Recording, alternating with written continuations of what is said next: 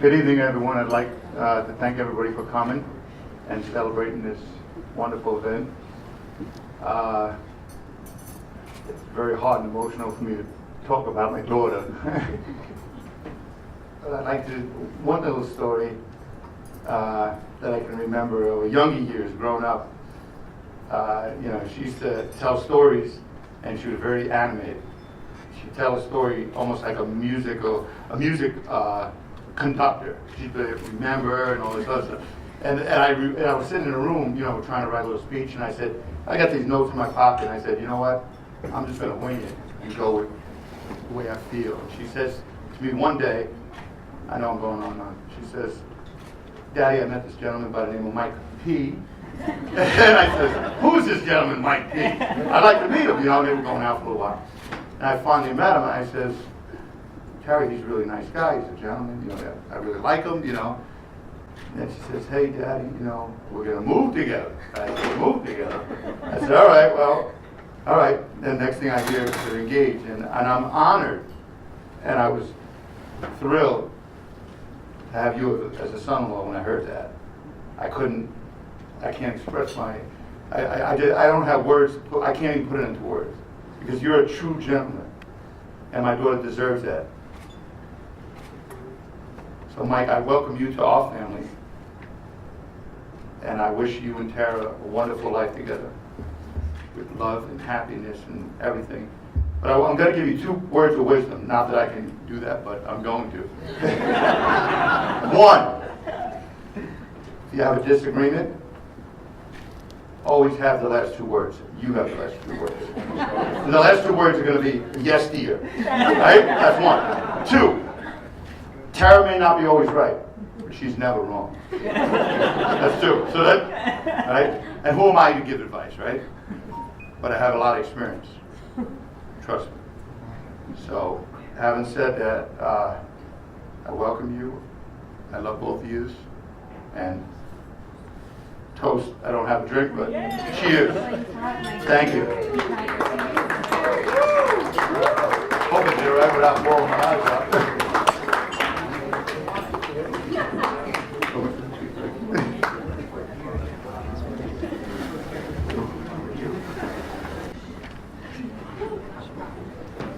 All right, thank you all for coming. My name is Summer Borden. I'm Tara's best friend.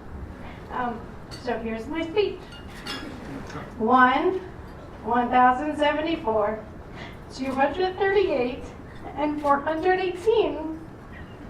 Although to most they may just be very random numbers, I know they are. But each of those numbers represent the miles we lived apart for the last 5 years. Okay, she lived in Tulsa, Pittsburgh, North Carolina, all of your locations. I just considered it to be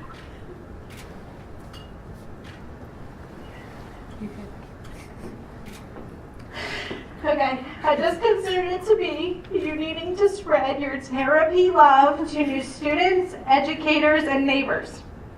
Our story begins back in beautiful State College, Pennsylvania.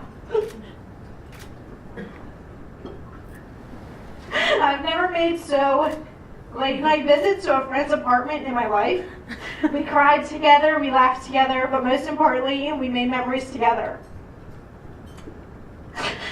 Okay, it's crazy how almost every aspect of our lives are similar. Our passion for education, our vibrant personalities, and our health. And, honestly, our selection in men.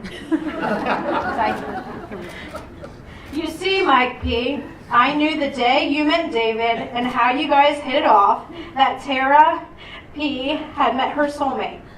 We both found someone who makes us even happier than we already are, who calms down our anxieties when we're elevated, who raise our spirits when we were down, and who understand our crazy long phone conversations. Although we both can say we don't need a man to make us happy, deep down, Mike P. will always be your #1 best friend. I mean, #1 guy best friend. I will always be her #1 girlfriend. So, Mike P., as long as you're okay with having 2 #1 people in her life, then I'm okay to end this speech and continue to celebrate your love for one another. Thank you. Cheers, everyone.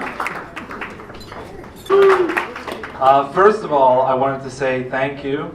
Tara, you look beautiful today. I wanted to thank the two of you for having us.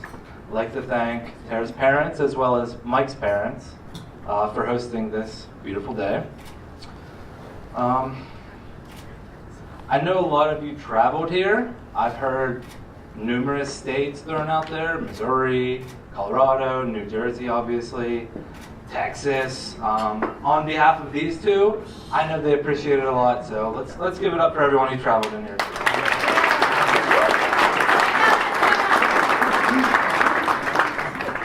I first met Pellasce when we were probably 14 or 15.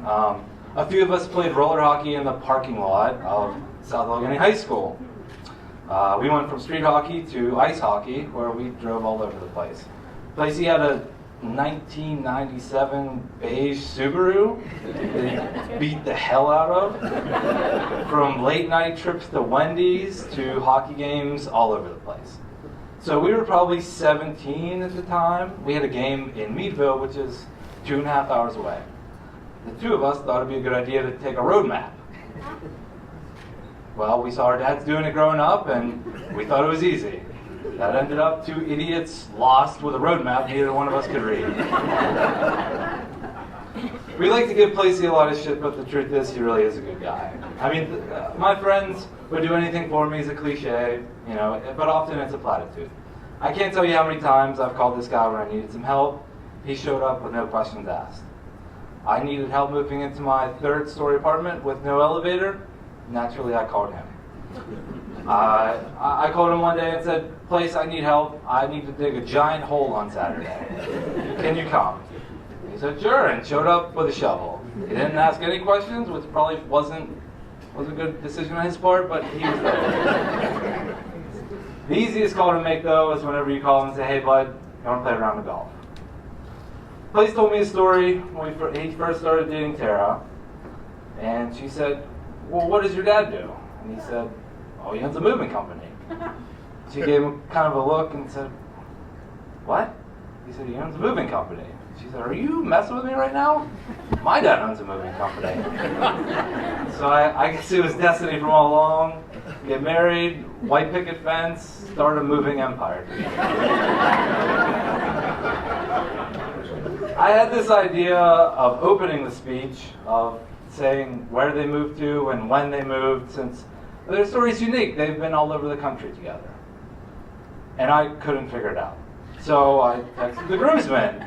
I said, "Hey, you guys know where they moved to and when? You guys have some sort of chronological order?" They didn't know either. And I know that nobody knows all the jobs that he's had along the way. In 2016, a date that I do remember, they moved back to Pittsburgh from wherever they were in the country. They moved to a neighborhood close to me and where Lindsay were living, and we went to trivia every Tuesday. Tara was a great addition to our team. Pellasce, I think we went every week for 4 months, and I don't remember a single question he got right. Early in their relationship, Pellasce snuck us on. He was working at Emicolin at the time, and he snuck us on, a few of us on, for a free round of golf, which we're always in for. After the round, there's an outdoor bar across the street. It's in a pavilion, and we had a few beers afterwards. And he said, "You know what, man? I'm thinking of moving out of state." I said, "Dude, you got a job that you went to school for at one of the nicest resorts in the area, and you're ready to give that up?" And he said, "You know what? She's worth it." That's when I knew she was the one. Let's raise your glass for a toast to Mike and Pellasce. So, Pellasce and Tara.